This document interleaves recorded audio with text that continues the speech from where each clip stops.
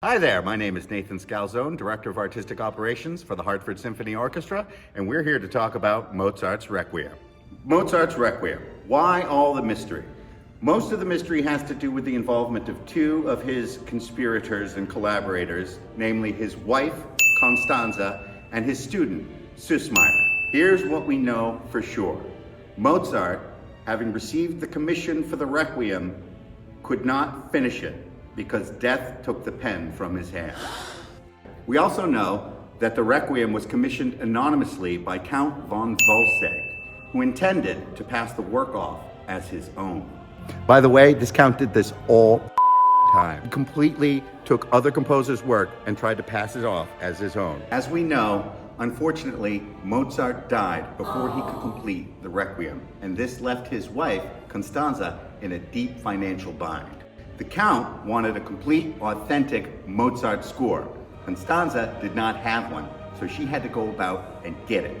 So she enlisted the help of his student, Süssmayr, to finish the work. It is now commonly accepted that Süssmayr completed the orchestrations for this piece, but did not write all of the music.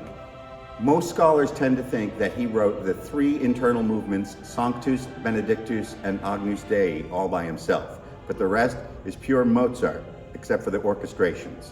Mozart wrote his sketches up until the 8th bar of the Lacrimosa. But of course, we can't forget Stanzi's precarious financial position. She needed to have this Requiem be a complete Mozart Requiem and give it to Count von Wolsegg so she could get paid in full, and then further collect on its publication and performance revenues in the future.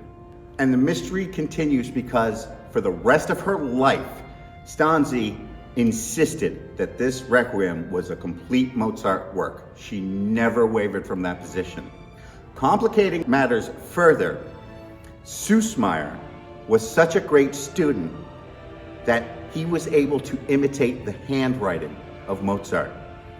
So when we look at the original manuscripts we have today, it's difficult to tell the difference between which is Mozart's and which is Süssmayr's. Now, what about the claim that Mozart thought he was writing his own death mass? Stanzi said that this was the case, and so did Süssmayr in his later life interviews. But one thing's for certain, we do not have direct evidence from Mozart that he actually believed this.